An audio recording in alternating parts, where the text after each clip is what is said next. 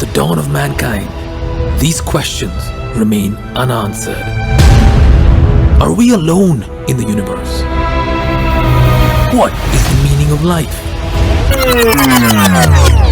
Why am I still single? What is my wife thinking? So we decided to ask Gurudev everything on... Gurudev, the topic for the AGA is love, relationship, marriage. We have a bunch of... Well, I am not experienced in this, let me tell you. The topic is hair Well, we anyway went ahead and asked him everything on love. How do I know that I have found my soulmate? Marriage. Gurudev, why aren't you married?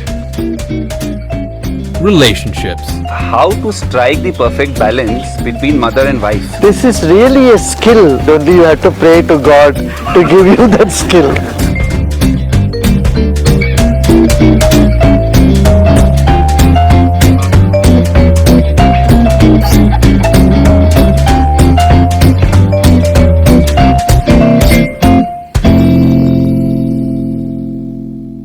Gurudev, what's better for our spiritual growth?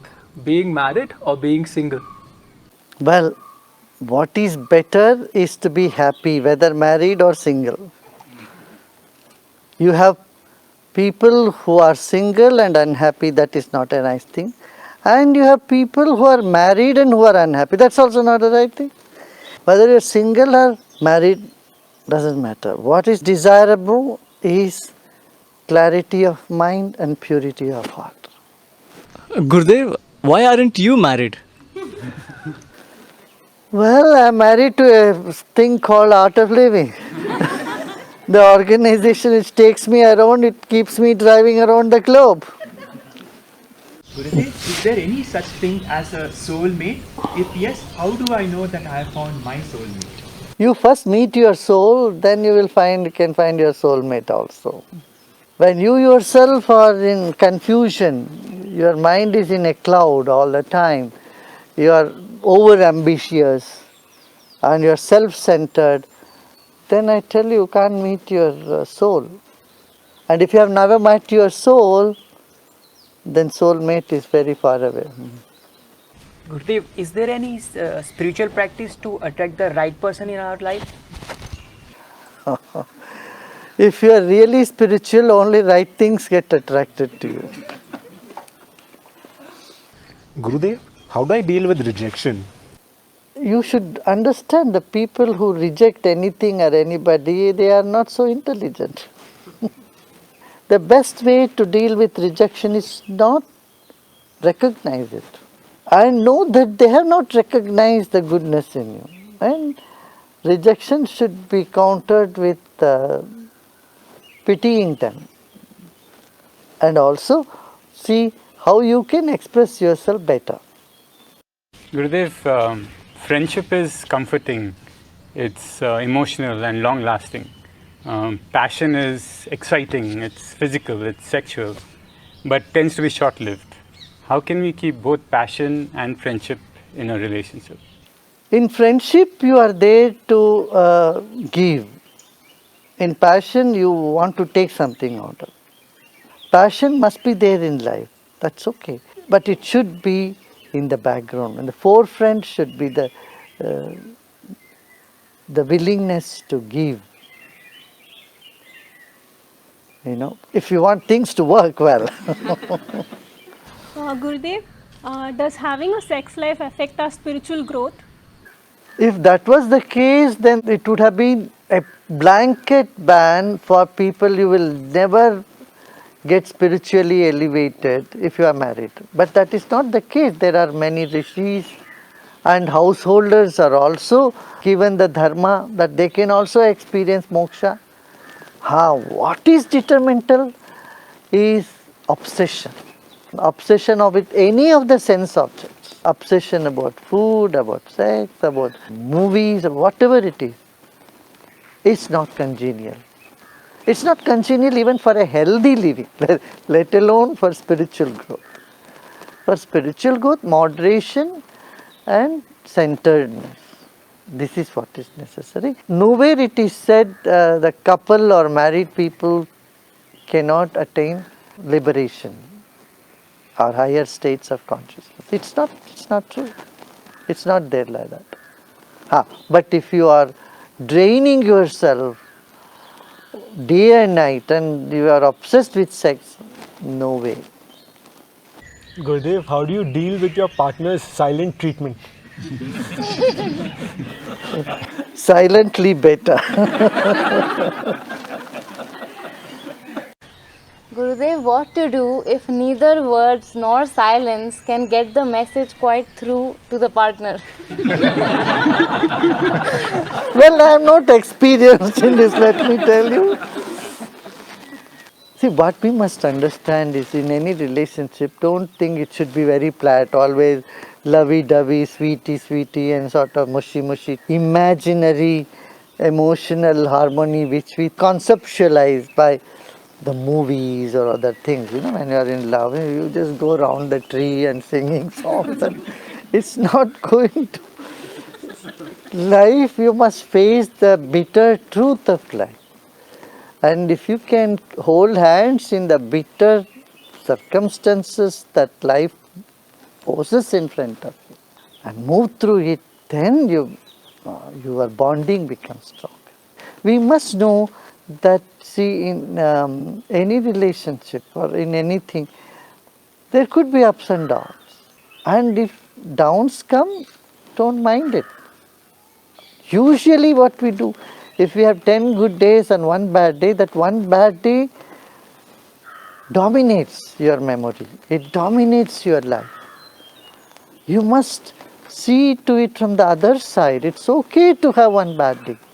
It only brings contrast. And don't expect your partner to give you compliments all the time. Sometimes they may think you are just a donkey, a vegetable, a stupid guy or a stupid lady. And if such comments come, you should take it like achar, like mirchi, like spice in your food. That broadened mindset can only come if we have common goal to achieve and if we have our attention on the spiritual values of life. Without that, life becomes very shallow. It will not have the dignity, depth. Neither it brings depth to one's personality nor in the relationship. So it's absolutely essential for people to take some time, go within. Meditation again and again. I say, if you keep meditating, you don't store your stress and one day pour it on your spouse or on your partner. So these garbages that we collect on a daily basis in our interaction due to stress and all that stuff, we can process that every day and feel free through meditation. And time to time you must do some silence retreat. From morning till night you are with the same person talking and then, it could be very nauseating.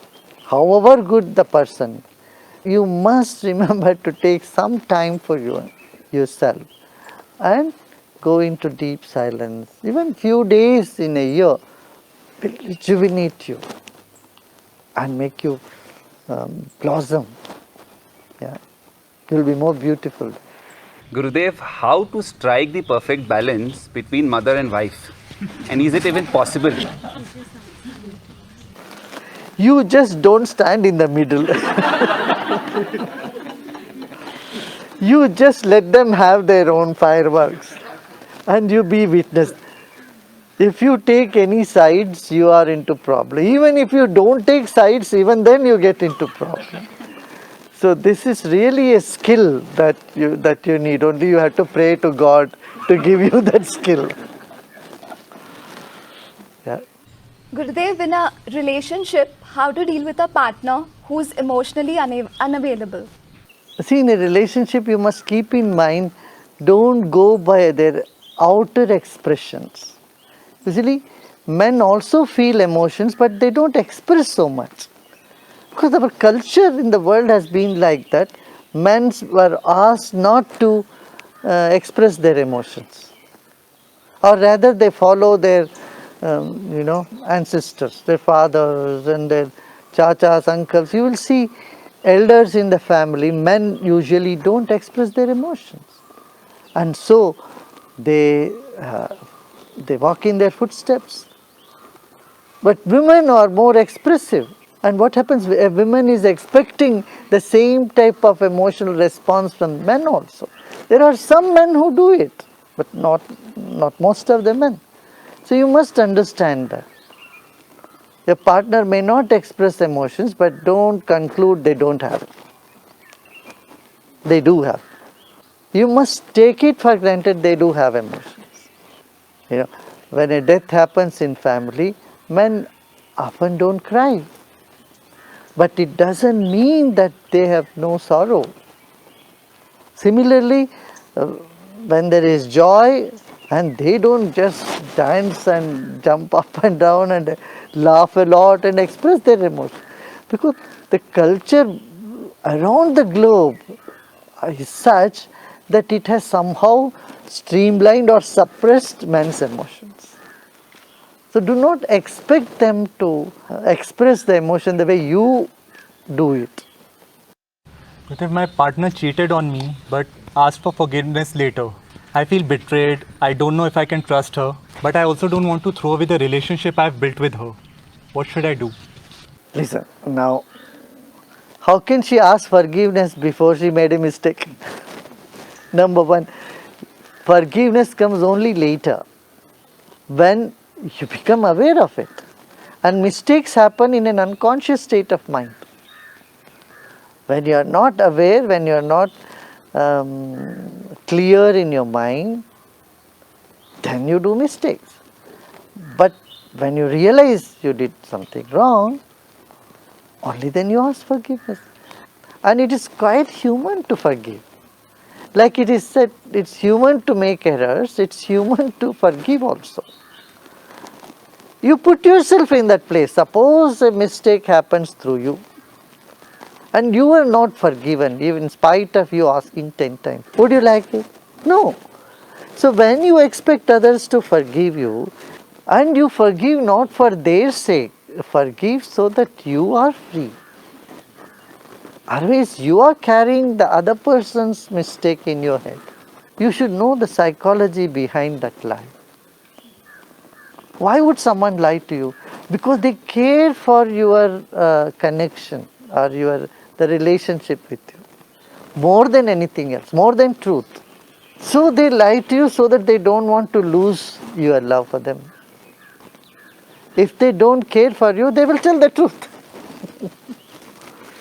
They don't worry about the consequence. They lie to you because your connection is more important for them. You are more important for them than the truth. That is why people lie.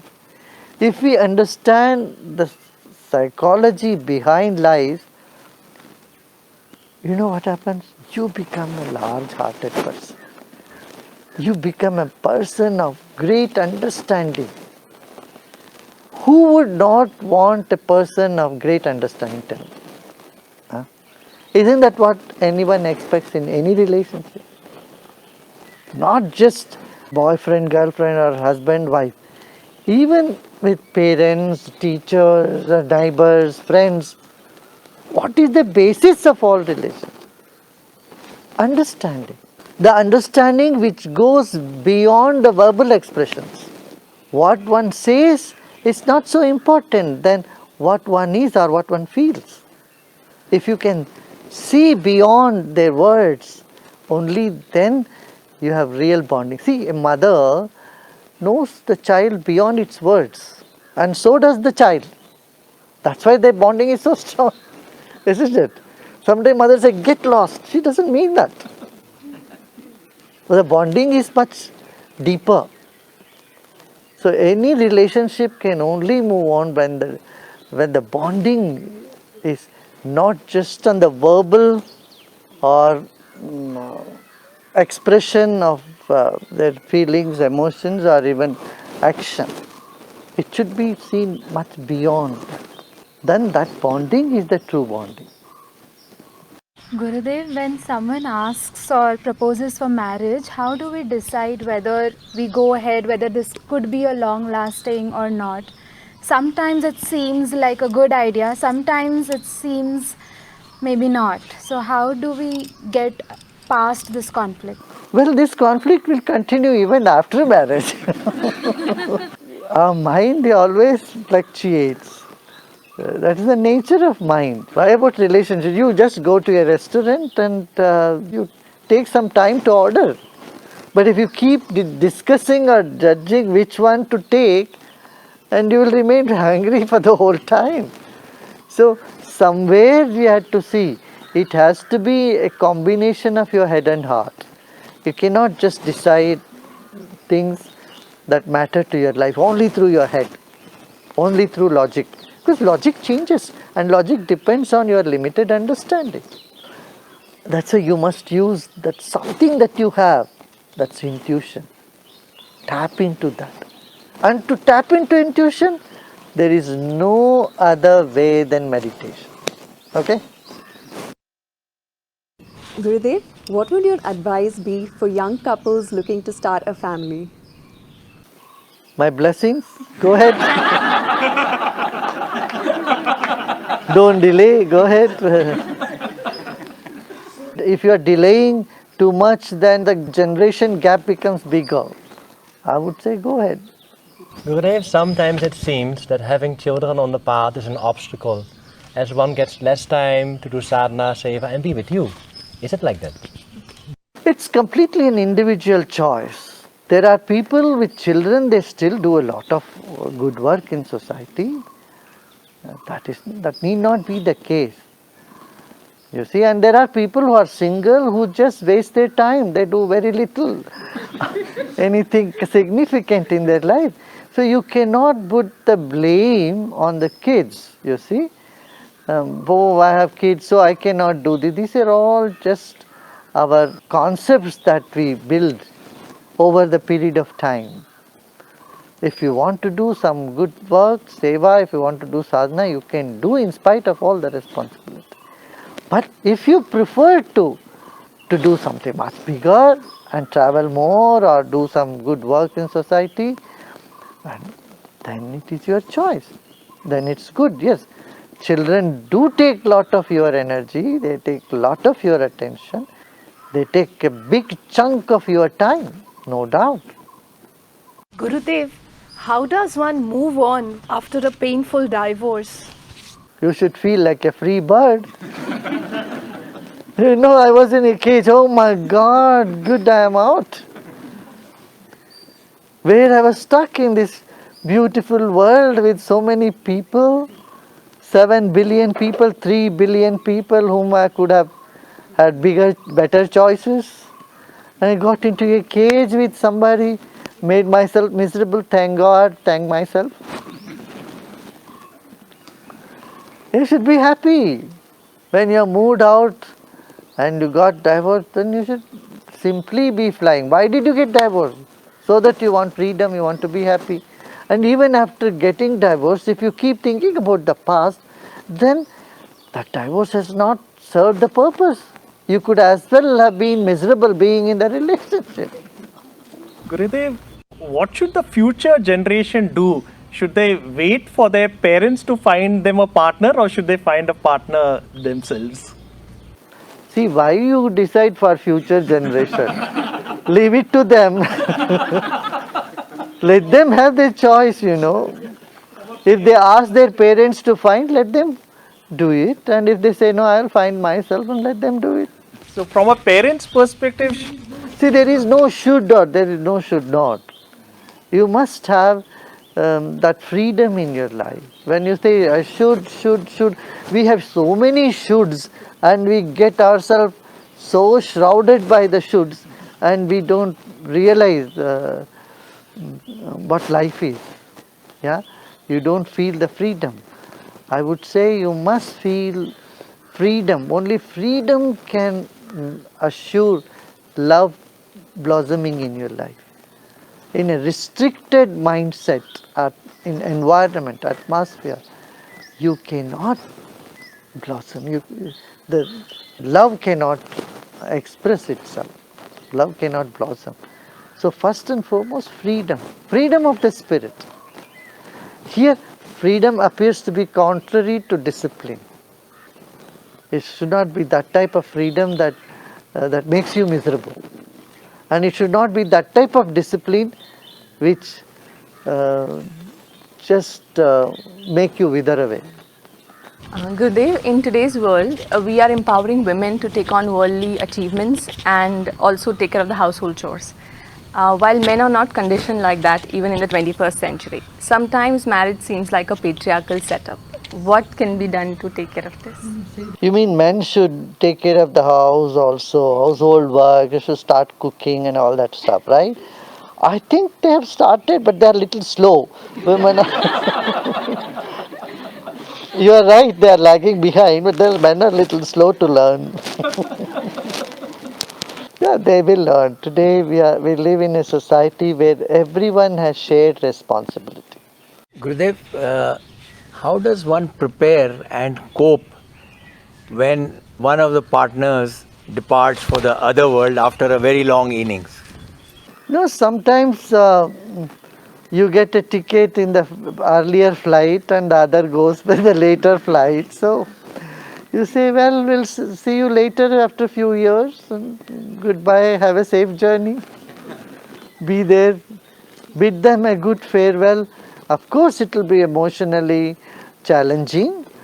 And if you are grief-stricken, it is because of not for them, but for yourself. Your connection to them makes you miserable. You are thinking about yourself, so you are sad. But think about them, they are on their onward journey. You must always wish whatever is the best for the other person, let that happen. When that happens, come in terms with that. Be happy that they are not suffering anymore. Gurudev, is it important to reaffirm your love even after 4 decades of marriage? In our Vedic system, there is such a beautiful thing. The anniversaries are celebrated and there is Shashtiyabda Purti. After 60 years and both couple, they remarry. It is like a marriage happening again with all kids and grandchildren, everybody around, showing that, relationship is beyond time. And it is not just time bound, but it is eternal. The bonding is divine and it nurtures the entire institution of family. And this you see in all other cultures too. Some sort of celebrations, Silver Jubilee and Golden Jubilee celebrations, they do around the world, everywhere. The ancient people of this planet, they had great vision. They were great psychologists. In India, of course, the Vedic rishis had profound knowledge. But you can find parallels of this in all other cultures also, in South America, in Europe, in Australia, everywhere. Even the Aboriginal people, they do have rituals for keeping the spirit alive, making people realize the value of spirit. And this is timeless wisdom, I tell you, this is timeless wisdom. Gurudev, we see many conflicts in relationships. So how can we overcome this and develop unconditional love? Forget about unconditional love. If you think of unconditional love, then you become more miserable. It's okay if there is conditional love also. Leave some room for conflicts also. You don't want everyone to be just like you. It will be so dull and boring for you. Suppose there is no conflict at all, then also you will find it very boring, it will move away. And it is the conflict also has a place, and when you give its due place, life becomes more challenging and interesting and more loving also. Humor is very essential in life, and especially in relationship. It can ease the anger, it can bring down the high temperature that you get on by some serious dialogue. See, even differences can remain. But when there is humor, it won't be harmful. Without humor, the differences can divide you and put you in different corners. But humor is a binding force. And how do you cultivate humor? Not by watching some humor show. No, it comes with a total sense of integrity from within you. Integrity can create on one side anger, on another side humor. So it's better to bring humor in life, and which is just a reflection of an integrated personality, a strong and pleasant personality. Gurudev, is there a difference between court marriages and traditional marriages? Are Hindu marriage rituals, do they have an impact on the quality of one's marriage, Gurudev? Well, court marriage is for legal purposes, but a ritual has some significance. Naming ceremony, marriage ceremony, final rites in life, all these rituals are profound and they do make sense, you know. And it is an emotional and spiritual bonding that happens in the Hindu rituals. And the 7 steps you take or 7 vows you take, and you take the entire cosmos as your witness.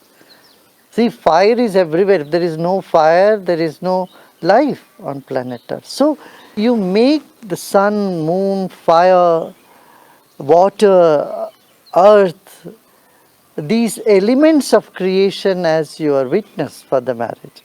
It has so much depth. You know, it is amazing. Even the mantra, shlokas that are read in Vedic ritual, if you understand the meaning of it, they just take someone to a very different level of bonding altogether. Gurudev, if divine love is the ultimate relationship that one can experience in this life, where does the need to be in a romantic relationship arise from? When this realization happens, then you have romance with the entire creation. A divine is not somewhere sitting in the heaven. Divine is in the very core of the whole existence. So when you realize that you are connected to the center core and you are radiating that love from within, and you see that love coming to you manifold from the creation, then there is juice in life, there is romance. That is divine romance. A romance which doesn't have any demands. A romance which never loses its charm. That is divine love.